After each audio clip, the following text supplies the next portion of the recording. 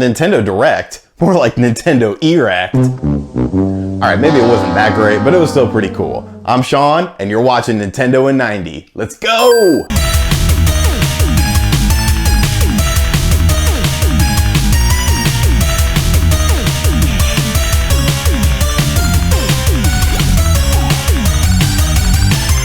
So Star Fox Zero made a return, it's not delayed, it's still on schedule, and it's coming with another game called Star Fox Guard, which is what Project Guard was from E3 2014. Everything looks pretty cool, still a little disappointed there's no multiplayer online though. Nintendo also showcased a new Paper Mario game, Color Splash. Not a whole lot was shown, it is coming to the Wii U in 2016 though. Some people are a little upset about it, I remain hopeful. Next Tensei is now known as Tokyo Mirage Sessions and is coming to the Wii U in North America on June 24th and looks kinda cool. Lost Reavers is finally coming to North America, which is a free-to-play game from Bandai Namco. Looks pretty cool on the Wii U. It's coming on April 14th for the open beta, and the full version will be released on April 28th. A new Monster Hunter game, Monster Hunter Cross in Japan, is coming to North America as Monster Hunter Generations for the 3DS. Metroid Prime Federation Force got a new trailer, and while a lot of people didn't like it, I saw some promise in it. I actually made a video on it, so be sure to check that out on our channel here. Kirby Planet Robobot was announced for the 3DS. It's Kirby, it's mechs, it looks badass. EA, Activision, and now Disney are all skipping the E3 show floor. What gives? If you own a new 3DS, you can get some Super Nintendo Virtual Console games on there as of right now. That's pretty crazy, but I would have liked to see my Nintendo account be used with this and some cross-buy because I've already bought some of these games. And finally, the Nintendo NX rumor from Gino was proven to be false and just a copy-paste of 4chan's website from December 2015. Sorry guys, I told you it was BS though. What's going on guys? Welcome to your Indie Corner. Here's all the indie news you missed last week. All right, now if Sean's opinion's anything to go by, and as much as I hate to admit it, he does sometimes have a good opinion. Chasing Dead is a game you might want to skip on the Wii U. He gave it a 1.5 out of 10, one of the worst reviewed games ever on Nintendo Enthusiast, and definitely one of the worst, or the worst, in 2016. He claims that the game looks great and looks very promising as a first-person shooter and zombies.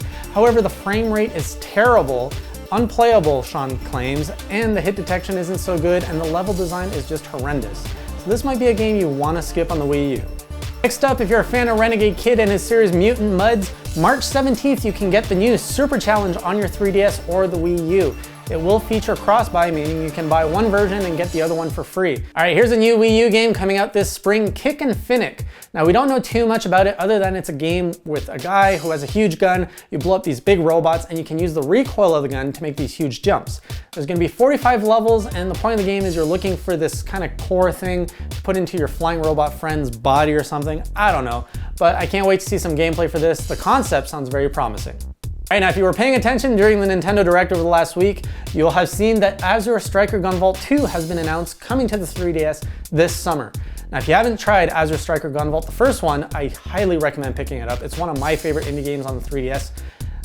The second one is promising to be more of the same, except this time they're adding a new character called Copen, and instead of tagging your enemies with a gun, you're actually dashing into them, then holding the button to kind of unleash your attack and destroy them all.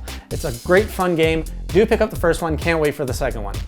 That's all for your Indie Corner news this week. Back over to Sean, and I'll see you guys next week. Until then, keep on playing indie. Alright, so overall I thought the Nintendo Direct was pretty solid. It wasn't spectacular, it wasn't crap. It was pretty much in the middle for me. There was a lot of things I did like. I really enjoyed the new Kirby game. I think that looks amazing. That's going to be a top tier title in my opinion. I love the emphasis on the 3DS. As just looking like a strong system in 2016, man. You got a new Monster Hunter, you got Dragon Quest, Bravely Default, Metroid, which a lot of people aren't liking, but I still think shows promise, and now Kirby. So, I mean, that's very, very heavy. Plus, you have the addition of the Super Nintendo library to the new 3DS Virtual Console. While I do like that, I don't like that that would have been a perfect opportunity to implement the My Nintendo system, because I'm not going to buy these games again simply to play them on the go. Well, maybe Zelda. But besides from that, I'm not buying any of the other ones because I already own them on the Wii U, or I own them on the Wii. So it just seems a bit silly to me. The Wii U side of things was much more quiet. We pretty much knew what they were going to show. There was no surprises except for Paper Mario, which I think could be a decent title. Yes, a lot of people are seeing the Sticker Star connection, and that's cool. I understand that because Sticker Star was not a great game. But still, let's not judge a game on just 1 minute and 30 seconds of a trailer when it could end up being an amazing experience. Lost Reavers, looks like a PSP game. Luckily, it's free to play. And Pokken Tournament looks really good, actually. I'm actually gonna pick that up because I'm really looking forward to it, honestly. All right, and that's gonna wrap up this show. Thank you guys for watching, and we'll see you guys next week. Later.